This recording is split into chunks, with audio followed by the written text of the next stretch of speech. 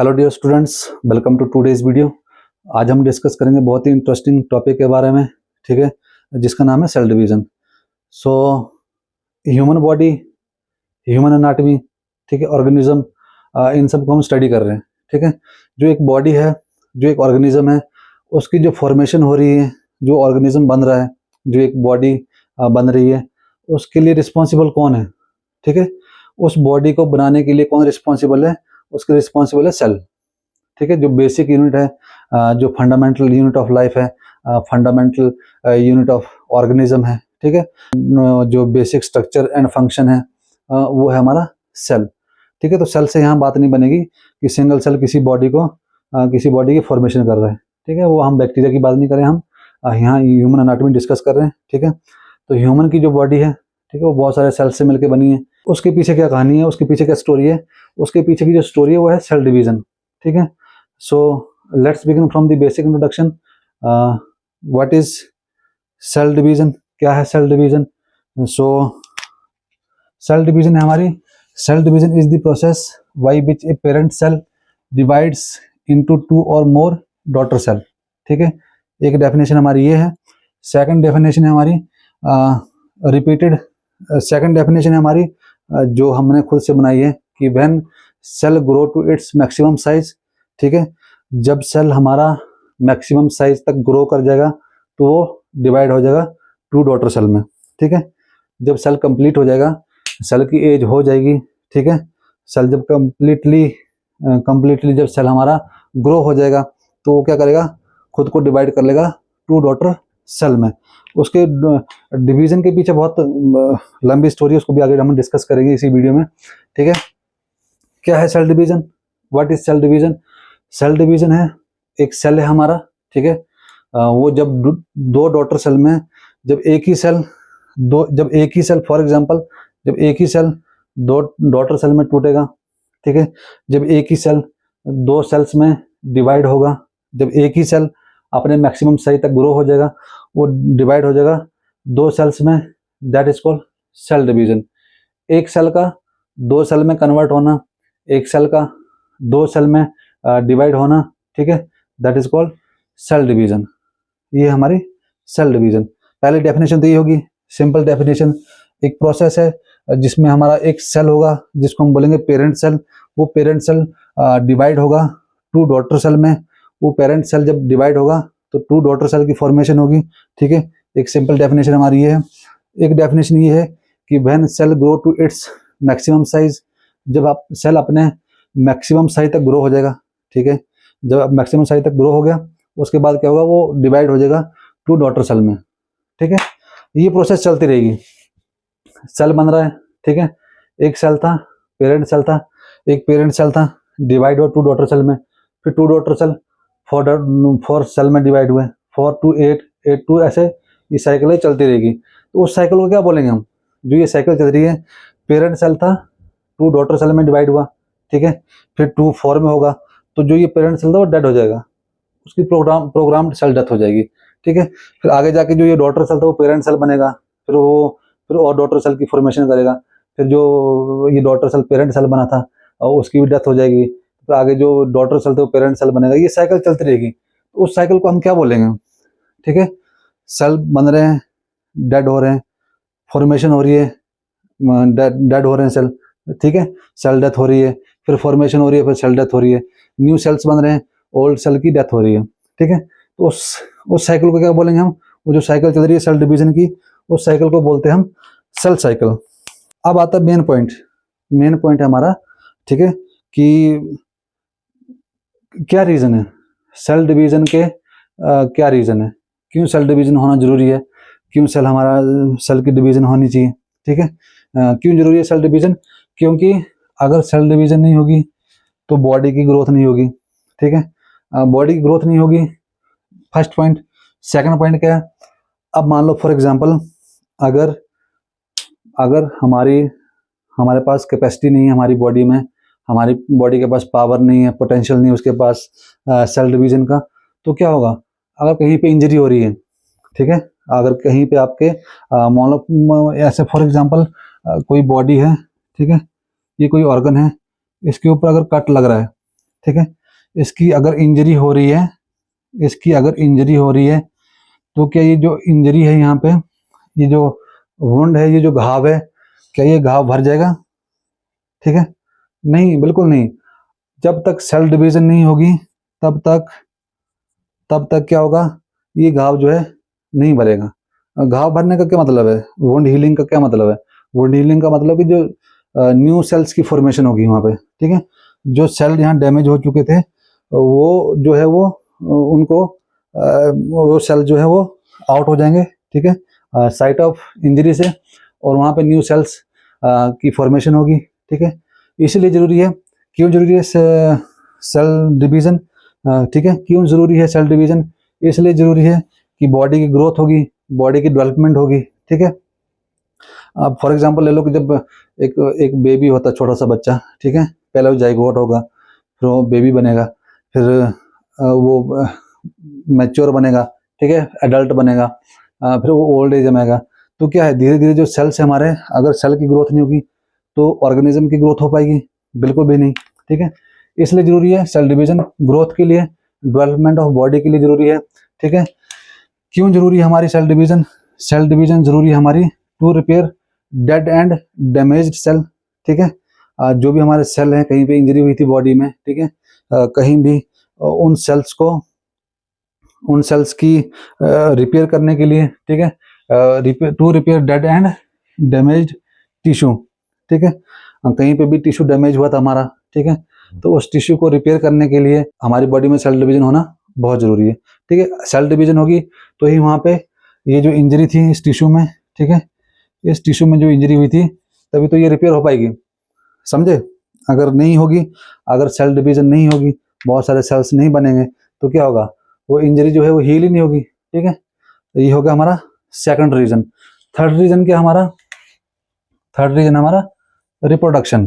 ठीक है, cell division के लिए हमारा थर्ड रीजन है वो क्या है, कि होनी चाहिए सेल डिवीजन रिप्रोडक्शन के लिए। ठीक है, नेक्स्ट जनरेशन की ग्रोथ के लिए बहुत जरूरी है सेल डिवीजन।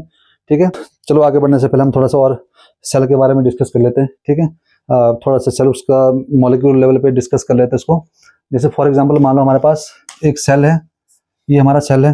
ठीक है, सेल डिवीजन है। सेल डिवीजन कहाँ से स्टार्ट होगी? ठीक है, वो प्रोसेस हम धीरे धीरे वीडियो के थ्रू आगे में स्टडी करते जाएंगे। ठीक है, तो एक बेसिक एग्जाम्पल है हमारे पास, एक एग्जाम्पल के थ्रू समझने की कोशिश करते हैं। एक सेल है हमारे पास, सेल के अंदर क्या हुआ, न्यूक्लियस होगा। जाहिर सी बात है, एक सेल है तो उसके अंदर न्यूक्लियस भी रहेगा। उस न्यूक्लियस में क्या रहेगा? उस न्यूक्लियस में हमारा न्यूक्लिक एसिड रहेगा। जो सेल के अंदर ये न्यूक्लियस है, ठीक है, इस न्यूक्लियस के अंदर क्या रहेगा? Nucleic acid. उस न्यूक्लिक एसिड में क्या होगा, क्या होगा उस न्यूक्लिक एसिड में? उसमें होगा हमारा डीएनए, क्रोमोसोम्स एंड जीन। ठीक है, उस न्यूक्लिक एसिड में क्या रहेगा हमारा? डीएनए होगा, क्रोमोसोम्स होंगे और हमारा जीन होगा। कंफ्यूज नहीं होना बॉस, बहुत सारे जो बच्चे हैं बॉस वो कंफ्यूज होते हैं कि क्या है gene, what is gene, what is DNA, ठीक है, what is chromosome and what is gene. ठीक है, तो बिल्कुल भी कंफ्यूज नहीं होना, ये सब एक ही है। क्या है ये? सब एक ही कॉम्प्लेक्स है। ठीक है, एक हमारे पास क्रोमोसोम का स्ट्रक्चर है, क्रोमोसोम है। ठीक है, उसी क्रोमोसोम के अंदर हमारा डीएनए रहेगा। ठीक है, उसी डीएनए के अंदर हमारा क्या रहेगा? जीन रहेगा। ये है सिंपल सा कॉम्प्लेक्स, जो ये कॉम्प्लेक्स बना हुआ हमारे पास, ये इसकी सिंपलिसिटी ये है कि ये एक ही है। ठीक है, क्या है हमारा डीएनए, क्या है हमारा जीन, क्या है हमारा क्रोमोसोम, ये सब एक ही है। ठीक है, एक ही मॉलिक्यूल है, क्रोमोसोम का एक मॉलिक्यूल है, उसी मॉलिक्यूल के अंदर हमारा डीएनए है, उसी मॉलिक्यूल के अंदर हमारे जीन प्रेजेंट रहेंगे। ठीक है, ये न्यूक्लिक एसिड, उस न्यूक्लिक एसिड में क्या होगा? उस न्यूक्लिक एसिड में रहेगा प्रेजेंट हमारा डीएनए रहेगा, क्रोमोसोम होगा और जीन होगा। ठीक है, वो क्या है? क्रोमोसोम क्या है, जीन क्या है, डीएनए, ये सब एक ही कॉम्प्लेक्स है। ठीक है, और उसके बाद हमारे पास नेक्स्ट है टाइप्स ऑफ सेल डिवीजन। ठीक है, ये जो है टाइप्स, टू टाइप्स की हमारी सेल डिवीजन होती है। कौन कौन सी है? एक है माइटोसिस, एक है मियोसिस। ठीक है, बहुत बहुत बहुत ही सिंपल सा है, बहुत ही इजी ट्रिक्स हैं। ट्रिक्स भी नहीं बोलूँगा, जो भी मैं बोलूँगा वही आप लोगों के सीनस पे, आपके नर्वस सिस्टम पे डायरेक्ट अटैक करेगा। ठीक है, आपके हिपोकैम्पस में डायरेक्ट वो जाके अटैच हो जाएगा। जो भी मेरे मुंह से जो भी वर्ड्स निकलेंगे वो आपके हिपोकैम्पस में डायरेक्ट जाके अटैच हो जाएंगे, आपके रिसेप्टर को एक्टिवेट कर देंगे। ठीक है, तो क्या है, सेल डिवीजन हमारी दो टाइप की होती है। कौन कौन सी? एक होती है माइटोसिस, एक होती है मियोसिस। ठीक है, माइटोसिस क्या है, दो पार्ट में हम डिवाइड कर देते हैं। ठीक है, एक हमारी बॉडी, एक फुल बॉडी हमारी ह्यूमन की। ठीक है, उस बॉडी के बहुत सारे ऑर्गन्स हैं। ठीक है, तो ऑर्गन्स को बनने के लिए अलग अलग तरह से सेल डिवीजन होगी। ठीक है, तो हमने उसको दो पार्ट में डिवाइड किया था, एक थी हमारी माइटोसिस, एक थी मियोसिस। एक को बोलूंगा मैं, जो माइटोसिस है उसको बोलेंगे हम इक्वल सेल डिवीजन। ठीक है, क्यों बोलेंगे इक्वल सेल डिवीजन? क्योंकि जो जब देखो कॉन्सेप्ट क्या था, कॉन्सेप्ट ये था कि भाई जो सेल है, सेल जब डिवाइड होगा टू डॉटर सेल्स में, तो वो सेल डिवीजन कहलाएगी। एक पॉइंट ये था। सेकंड पॉइंट था हमारा कि जब सेल अपनी मैक्सिमम ग्रोथ तक ग्रो कर जाएगा, ठीक है, वो डिवाइड हो जाएगा टू डॉटर सेल्स में। वो भी सही बात थी। अब उसमें क्या है, अब दो तरह से सेल डिवीजन हो रही थी हमारी, एक थी माइटोसिस, एक थी मियोसिस। माइटोसिस में क्या हो रहा था, माइटोसिस में उसने बोला कि जो वो टू डॉटर सेल्स, ये जो दो डॉटर सेल्स बन रहे थे, ठीक है, एक पेरेंट सेल से जिसके पास 46 क्रोमोसोम्स थे। ठीक है, एक पेरेंट सेल था हमारा, उसके पास हमारे 46 क्रोमोसोम्स थे। ठीक है, वो डिवाइड, जब वो डिवाइड हुआ टू डॉटर सेल्स में, ठीक है, तो क्या हुआ, उसने जो इसके पास 46 थे, उसने जो दो डॉटर सेल्स थे, ठीक है, एक और दो, इन दोनों को बराबर इक्वल अमाउंट में क्रोमोसोम डोनेट कर दिए कि ठीक है भाई, एक डॉटर सेल है उसको भी एक बराबर दूंगा, और जो दूसरा डॉटर सेल है उसको भी इक्वल अमाउंट में, नो पार्शियलिटी। ठीक है, तो उसने नो कोई पार्शियलिटी नहीं की, जो इसके पास थे 46 क्रोमोसोम, उसने दोनों डॉटर सेल को दे दिए। ठीक है, फिर दो डॉटर सेल जब बन जाएंगे, ठीक है, इन दो डॉटर सेल से आगे चार बनेंगे, तो ये क्या होगा, जो ओल्ड सेल होगा उसकी सेल डेथ हो जाएगी। फिर जो ये आगे दो डॉटर सेल बने थे, इनमें से एक पेरेंट सेल बनेगा, फिर जो आगे इसकी भी सेल डेथ हो जाएगी। फिर फर्दर आगे ये जो है साइकिल चलती रहेगी, जिस साइकिल को हम बोलते हैं सेल साइकिल। ठीक है, ये हो गया हमारा सिंपल माइटोसिस। माइटोसिस में क्या है, इक्वल सेल डिवीजन। ठीक है, इक्वल सेल डिवीजन। और नेक्स्ट है हमारा मियोसिस। ठीक है, माइटोसिस और सिंपल बता देता हूँ, और सिंपल लैंग्वेज में माइटोसिस को बता देता हूँ आपको। जो भी आपकी पूरी बॉडी है, ठीक है, सिर्फ दो सेल्स को छोड़ के, दो सेल्स हमारे, एक है स्पर्म, एक है ओवम, या स्पर्म और एग, दो ऐसे सेल हैं, इनकी जो सेल डिवीजन होगी वो होगी हमारी मायोसिस के थ्रू। ठीक है, और जो पूरी, उसके अलावा जो पूरी बॉडी है हमारी, उसकी जो सेल डिवीजन हो रही है हमारी, वो हो रही है माइटोसिस के थ्रू। ठीक है, ओनली टू है हमारे पास, टू सेल्स है हमारे, कौन कौन से, एग सेल है हमारा और स्पर्म सेल है। इनकी जो सेल डिवीजन हो रही है वो हो रही है मियोसिस के थ्रू। ठीक है, और जो माइटोसिस है, इसकी जो सेल डिवीजन है, जो बॉडी, फुल बॉडी की सेल डिवीजन है, वो हो रही है हमारी माइटोसिस के थ्रू। ठीक है, जिसमें इक्वल क्रोमोसोम डोनेशन हो रहे हैं, इक्वल सेल्स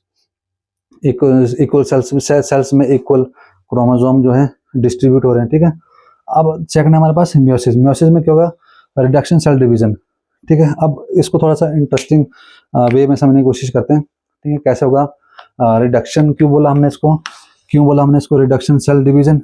इसलिए क्योंकि जो एक सेल था हमारे पास, स्पर्म सेल था, ठीक है, एक था हमारे पास एग सेल, दोनों के पास 46 क्रोमोसोम्स थे। ठीक है, इन्होंने क्या 50% डोनेट किया, स्पर्म ने भी 50% डोनेट किया, जो नेक्स्ट हमारा डॉटर सेल बनेगा। ठीक है, और एग ने भी 50% डोनेट किया। ठीक है, इसने 23 क्रोमोसोम दिए, इसने भी 23 क्रोमोसोम डोनेट किए डॉटर सेल को। ठीक है, जब उसकी फॉर्मेशन हुई जाइगोट की, जब जाइगोट की फॉर्मेशन हुई तो उसके पास कितने क्रोमोसोम आ गए, 46। ठीक है, ये हमारा जनरल सा एक जनरल से हमारा ये इंट्रोडक्शन था इसके बारे में, सेल डिवीजन के बारे में, टाइप्स ऑफ सेल डिवीजन। ठीक है, अब हम इसके बाद डिस्कस करेंगे जो नेक्स्ट पॉइंट है। आप लोगों को उम्मीद है ये सब समझ में आया होगा, तो एक बार फिर से बता देता हूँ। माइटोसिस फुल बॉडी की सेल डिवीजन, ठीक है, और मियोसिस तुम्हारी सिर्फ दो सेल्स की डिवीजन होगी जिसको हम बोलेंगे स्पर्म एंड एग, ठीक है। उसके बाद एक और है हमारा, एक और इंटरेस्टिंग फैक्ट इसके बारे में, सेल डिवीजन के बारे में। पूरी बॉडी की सेल डिवीजन होगी, ठीक है। एक सेल ऐसा है जिसकी सेल डिवीजन नहीं होगी, वो कौन सा सेल है? वो है न्यूरॉन,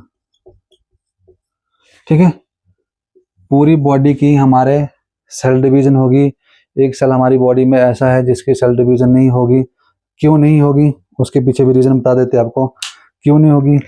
सब सेल्स में हमारे, आप लोगों को याद है अगर लास्ट वीडियो में हमने डिस्कस किया था सेल स्ट्रक्चर, ठीक है, लास्ट से लास्ट वीडियो में हमने डिस्कस किया था सेल स्ट्रक्चर के बारे में, जिसमें हमने एक मेन कंपोनेंट बताया था सेंट्रोजोम्स, ठीक है। सेंट्रोजोम्स था एक सेंट्रोजोम, ठीक है, बहुत मेन कंपोनेंट था सेल का। तो सेंट्रोजोम क्या करता है? सेल डिवीजन में हेल्प करेगा, ठीक है। और उसको हम थोड़ा, मैं आगे इसको बताऊंगा, उसको डिस्कस करूंगा कैसे हेल्प करता है। और बेसिक से ये याद रखना है कि न्यूरॉन्स की सेल डिवीजन क्यों नहीं होगी? क्योंकि न्यूरॉन्स के पास हमारा सेंट्रोजोम एब्सेंट रहेगा। न्यूरॉन्स में सेंट्रोजोम जो है वो एब्सेंट रहेगा, ठीक है। ये यहाँ तक ठीक है। नेक्स्ट हमारे पास सेल साइकिल। क्या है सेल साइकिल? ठीक है, क्या है सेल साइकिल? सेल साइकिल हमारी रिपीटेड सेल डिवीजन, ठीक है। क्या है cell cycle? Repeated cell division, that is called cell cycle, ठीक है। सेल की एक साइकिल चलेगी हमारी बॉडी में, सेल साइकिल चलेगी हमारी बॉडी में, ठीक है। बहुत सारी फेजेस, अलग अलग फेज आएंगे हमारी सेल साइकिल में, ठीक है।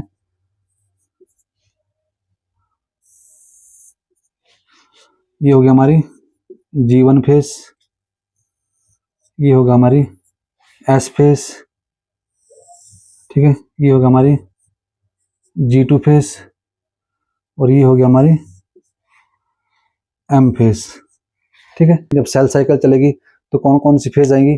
ठीक है, फर्स्ट फेज हमारी G0। इसमें क्या होगा? इसमें जो सेल डिवीजन है वो क्या रहेगी? रेस्ट में रहेगी, ठीक है। अब मैं इसलिए बोल रहा हूँ कि इंटरेस्टिंग फैक्ट इसलिए सेल डिवीजन और सेल साइकिल के बारे में। देखो बहुत सारे ऑर्गन्स है हमारी बॉडी के, जैसे मानो फॉर एग्जांपल हमारा ब्रेन है, ठीक है। ब्रेन क्या है? ब्रेन के पास कौन सी फेज है? ये फेज है जी, ग्रोथ फेज जो है हमारी कौन सी ब्रेन में? 0, ठीक है।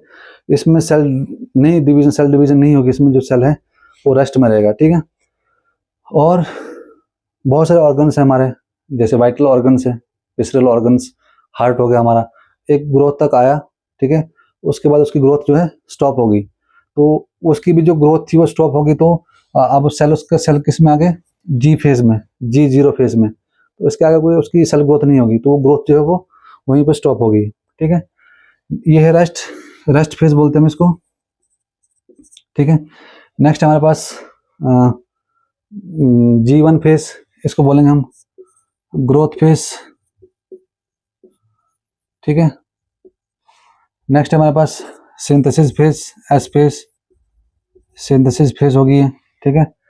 ये प्रिपरेशन फेज होगी, ठीक है, प्रिपरेशन फेज। और ये है मेन हमारी कौन सी फेज? M phase. ये जो फेज रहेगी हमारी ये होगी सेल डिवीजन फेज, सही है। ये रहेगी हमारी सेल डिवीजन फेज, ठीक है। तो जो ये 3 फेज होंगे हमारी, ठीक है, यहां से लेके यहां तक, इसको बोलेंगे हम इंटरफेस।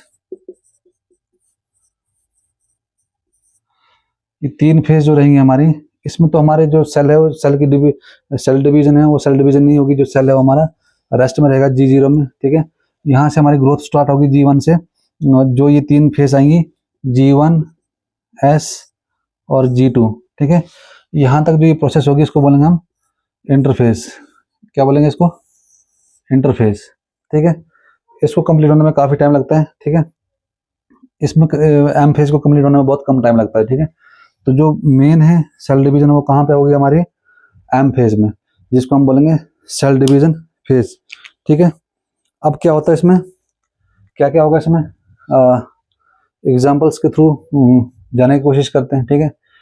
ग्रोथ फेज है, ग्रोथ फेज में क्या होगा, ग्रोथ फेज में ये होगा कि मान लो फॉर एग्जांपल हमारा सेल है, सेल स्ट्रक्चर हमें इसलिए बोलते हैं कि सेल स्ट्रक्चर जो है बहुत इंपॉर्टेंट है, सेल के स्ट्रक्चर को स्टडी करना, ठीक है, बहुत इंपॉर्टेंट है। ये हमारे पास एक सेल है, ठीक है, सेल के बहुत सारे ऑर्गन्स हैं जिसको हम बोलते हैं ऑर्गेनल्स, ठीक है, ऑर्गेनल्स बोलेंगे जिसको हम, जैसे मान लो माइटोकॉन्ड्रिया है, न्यूक्लियस है, ठीक है, बहुत सारे ऑर्गेनल्स हैं, सेल के बहुत सारे ऑर्गेनल्स। इस फेज में क्या होगा, जो सेल के बहुत सारे ऑर्गेनल्स होंगे, ठीक है, वो क्या करेंगे, डुप्लीकेट करेंगे, ठीक है। डुप्लीकेट क्या करेंगे, एक ही सेल था, ठीक है, एक ही सेल था, उस सेल के अंदर क्या था, ठीक है। इस फेज में क्या होगा, G1 फेज में क्या होगा, ग्रोथ फेज में क्या होगा, एक सेल था, एक पेरेंट सेल है हमारे पास, ये हमारा पेरेंट सेल है, ठीक है। इस पेरेंट सेल में क्या होगा, हमें पता है कि हमारे सेल में क्या क्या कौन कौन से ऑर्गेनल्स, ठीक है, कौन कौन से उसके ऑर्गन्स प्रेजेंट रहेंगे। न्यूक्लियस हो गया, माइटोकॉन्ड्रिया हो गया, साइटोप्लाज्म में जो है एंडोप्लाज्मिक रेटिकुलम हो गया, ठीक है, और बहुत राइबोसोम्स हो गए, बहुत सारे ऑर्गेनल्स है उसके, ठीक है, साइटोस्केलेटन हो गया। ये पेरेंट सेल के पास दो माइटोकॉन्ड्रिया थे फॉर एग्जांपल, एक पेरेंट सेल है उसके पास दो माइटोकॉन्ड्रिया प्रेजेंट थे, ठीक है, और उसके पास एक न्यूक्लियस था, ठीक है, उसके पास एंडोप्लाज्मिक रेटिकुलम था एक, ठीक है, उसके पास गोल्गी अपरेटस था एक। तो इनकी डुप्लीकेशन होनी स्टार्ट हो जाएगी, ठीक है, डुप्लीकेट, जो ऑर्गन्स हैं उनके डुप्लीकेट बनने स्टार्ट हो गए इसमें, ठीक है। इसका एक दो माइटोकॉन्ड्रिया थे, चार हो जाएंगे सेम सेल में, एक पेरेंट सेल में दो थे, चार हो जाएंगे, और जो दो एंडोप्लाज्मिक रेटिकुलम थे वो भी चार हो जाएंगे, डबल, ठीक है, डुप्लीकेट बनेंगे, डुप्लीकेट कॉपीज बनेंगी, एक ही सेल के अंदर डुप्लीकेट कॉपीज बनेंगी उसी की ऑर्गेनल्स की, ठीक है, उसी एक ही पेरेंट सेल के अंदर, एक ही पेरेंट सेल के अंदर बहुत, एक ही पेरेंट सेल के अंदर जो उसके ऑर्गेनल्स थे, ठीक है, उन्हीं ऑर्गेनल्स की डुप्लीकेट कॉपीज बनना सिंगल सेल के अंदर, पेरेंट सेल के अंदर, वो है हमारी G1 फेज, ठीक है, जिसको बोलेंगे हम ग्रोथ फेज ऑफ, जिसमें क्या होगा, जो पेरेंट सेल है उसके जो ऑर्गेनल्स है उसकी डुप्लीकेट कॉपीज बननी स्टार्ट हो जाएंगी, ठीक है। वो क्या होगा, किसमें होगा हमारा जी फेज में, G1 फेज में होगा हमारा, ठीक है, G1 फेज में होगा, ग्रोथ फेज में। उसके बाद आ गया हमारा एस फेज, ठीक है, ये एक सेल में ऑर्गेनल्स की कॉपीज बन गई, ठीक है, अब वो कॉपीज बन गई, ठीक है, उसके बाद क्या होगा, जो नेक्स्ट स्टेप क्या होगा, जो अब क्या होगा, डीएनए की सिंथेसिस, ठीक है, इसमें इस फेज में क्या होगा, सिंथेसिस, इस फेज में सिंथेसिस होगी हमारी। ये सेल है हमारे पास, हम पढ़ रहे हैं एस फेज, एस फेज में क्या होगा, ऑर्गन्स तो बन गए थे, ठीक है, डबल डबल ऑर्गन्स हमारी कॉपीज बन चुकी थी सेल, पेरेंट सेल में, ठीक है, ये हमारा पेरेंट सेल है, लिख देता हूँ ताकि आप लोगों को कन्फ्यूजन ना हो, ठीक है, पेरेंट सेल है हमारा, इसमें जो डुप्लीकेशन हो गई थी ऑर्गेनल्स की, अब क्या है मेन इसमें एस फेज बन रहे हैं, एस फेज हम स्टडी कर रहे हैं, तो इस फेज में क्या होगा, डीएनए की सिंथेसिस होगी, ओनली ओनली इसमें डीएनए रेप्लिकेशन होगा, ठीक है, ओनली क्या होगा एस फेज में, एस फेज में ओनली डीएनए की रेप्लिकेशन होगी, ठीक है, डीएनए की सिंथेसिस होगी, और बस ये होगा एस फेज में, ठीक है। अब नेक्स्ट अपने पास है, नेक्स्ट फेज है हमारे पास G2 फेज। अब G2 फेज में क्या होगा, G2 फेज में क्या होगा, सेम सेल है, सेम पेरेंट सेल है, ठीक है, सेम पेरेंट सेल है, ग्रोथ हो गई थी, डुप्लीकेट कॉपीज बन गई थी ऑर्गेनल्स की, फिर उसके बाद डीएनए की सिंथेसिस हो गई थी, ठीक है। अब क्या बचा था, कुछ एक एंजाइम्स बचे थे, ठीक है, कुछ एक एंजाइम्स थे, और कुछ एक प्रोटीन्स थे जो जरूरी थी सेल की ग्रोथ के लिए। अब उनकी फॉर्मेशन होगी क्यों, कौन सी फेज में, G2 फेज में, ठीक है, बस इतना सा कॉन्सेप्ट है इसका। उसके बाद क्या होगा, लास्ट हमारे पास M फेज, ये हमारी मेटाफेज है, मेटाफेज में हमारे पीमेट को याद रखना, ठीक है, कौन कौन सी फेज आएंगी, प्रोफेज, मेटाफेज आएगी, एनाफेज आएगी, टीलोफेज आएगी, ठीक है। अब क्या होता है इसमें, प्रोफेज में क्या होगा, मेटाफेज में क्या होगा, एनाफेज में क्या होगा, टीलोफेज में क्या होगा, ठीक है, वही सेम सेल है, सेम पेरेंट सेल है हमारे पास, ठीक है। सेम सेल को ले आते हैं, एम फेज पढ़ रहे हैं हम, ठीक है। एम फेज में क्या होगा, वही सेम सेल है अपने पास, सब सेम है, ठीक है। अब इस फेज में क्या होगा, सब स्टडी होगा हमारे पास, साइकिल चली थी, ग्रोथ हुई किसकी, डुप्लीकेशन हुई थी ऑर्गेनल्स की, सेल के ऑर्गेनल्स की, डुप्लीकेट कॉपीज बनी थी उन ऑर्गेनल्स की, उसको बोला था हम जीवन फेज। फिर सिंथेसिस हुई थी डीएनए की, ठीक है, उसको बोला था हमने एस फेज। फिर कुछ एक प्रोटीन एंजाइम थे, उनकी फॉर्मेशन हुई थी, उनकी सिंथेसिस हुई थी, ठीक है, उनकी प्रिपरेशन हुई थी, उसको बोला था हमने G2 फेज, ठीक है। अब हमारे पास एम फेज। एम फेज में हमारी 4 फेज आती हैं, 4 फेज थे हमारे पीमेट के नाम से, prophase, metaphase, anaphase and telophase. अब प्रोफेज में क्या होगा, सेम सेल है, सब कुछ हो चुका है, ठीक है। न्यूक्लियस अपने पास, न्यूक्लियस में क्या है, एक हमारे पास इमेच्योर स्ट्रक्चर है जिसको बोलूंगा मैं क्रोमेटिन, जिसको बोलूंगा मैं क्रोमेटिन। एक इमेच्योर स्ट्रक्चर था जिसको बोला मैंने क्रोमेटिन। एनाफेज में प्रोफेज में क्या होगा, जो ये इमेच्योर स्ट्रक्चर था जिसको मैंने क्रोमेटिन बोला था, वो कॉन्डेंस होगा किसमें, डीएनए में, ठीक है। क्रोमेटिन कॉन्डेंस होगा डीएनए में, क्रोमोसोम में, ठीक है, क्रोमोसोम बोल लेते हैं, ठीक है। जो हमारे पास एक इमेच्योर स्ट्रक्चर था जिसको मैंने क्रोमेटिन बोला, वो कॉन्डेंस होके क्रोमोसोम बनेगा, ये हमारी प्रोफेज, ठीक है। सिंपल है, प्रोफेज में क्या होगा, सिंपल है। प्रोफेज में जो क्रोमेटिन है, एक इमेच्योर स्ट्रक्चर है, वो कॉन्डेंस होगा, ठीक है। इमेच्योर से वो मैच्योर बनेगा, किस फॉर्म में आएगा, वो आएगा क्रोमोसोम की फॉर्म में, ठीक है। इमेच्योर था, वो क्रोमोसोम की फॉर्म में आ गया, ठीक है, क्रोमोसोम बन गया। ये हो गया हमारा प्रोफेज। अब नेक्स्ट अपने पास मेटाफेज। मेटाफेज में क्या होगा, मेटाफेज में होगा अपने पास सेम सेल, ठीक है, सब कुछ सेम है, सब कुछ सेम है, बस एक स्ट्रक्चर है जिसको मैं सेंट्रोजोम बोलूंगा।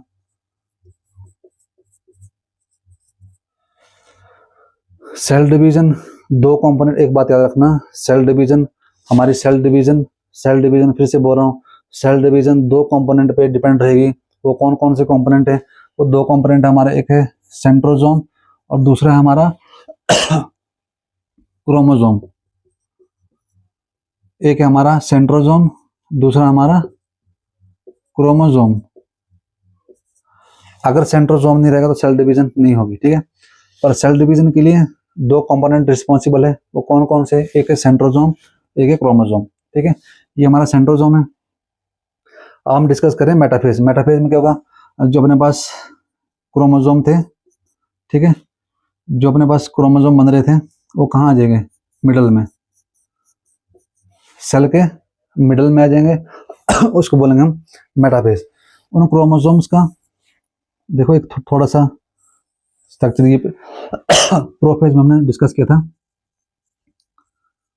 प्रोफेज में क्या था, एक अपने पास क्रोमेटिन था, इमेच्योर स्ट्रक्चर था, वो कॉन्डेंस होके एक क्रोमोजोम बना था, उसने क्रोमोजोम की फॉर्मेशन की थी, ठीक है, स्ट्रक्चर कोई फिक्स नहीं था। उसके बाद क्या हुआ, प्रोफेज से मेटाफेज में गए। मेटाफेज में क्या हुआ, जो ये क्रोमोजोम्स थे वो मिडल में आ गए, वही मेटाफेज है हमारे। उन क्रोमोजोम का मिडल में आना, सेंटर में आना, दैट इज कॉल्ड मेटाफेज, ठीक है। अब मेटाफेज के बाद क्या होगा, मेटाफेज के बाद आएगी हमारी एनाफेज। एनाफेज में क्या होगा, एनाफेज में होगा हमारा एनाफेज में क्या होगा हमारा, सेम सेल, सब कुछ सेम है, सेंट्रोजोम से, ठीक है, सेंट्रोजोम से हमारे जो सेंटर में थे, क्रोमोजोम जो सेंटर में थे, क्या करेंगे, वो सेंट्रोजोम्स में चले जाएंगे, सेंट्रोजोम के पास चले जाएंगे। सेंट्रोजोम इनको बाइंड कर लेगा, कैप्चर कर लेगा, ठीक है, विद द हेल्प ऑफ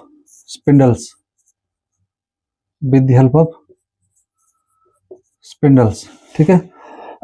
तो वही है, एनाफेज में क्या होगा, जो क्रोमोजोम सेंटर में थे वो अब सेंट्रोजोम के पास चले गए हैं, जिससे क्या होगा, अब सेल डिवीजन होने वाली है, ठीक है। क्रोमोजोम अपने अपनी सेंट्रोजोम के पास चले गए, ठीक है। सेंट्रोजोम ने क्रोमोजोम को अपने पास ला लिया है with the help of spindles, एक थ्रेड लाइक स्ट्रक्चर है, ठीक है। उसके बाद क्या होगा, नेक्स्ट क्या होगा अपने पास, लास्ट अपने पास टीलोफेज।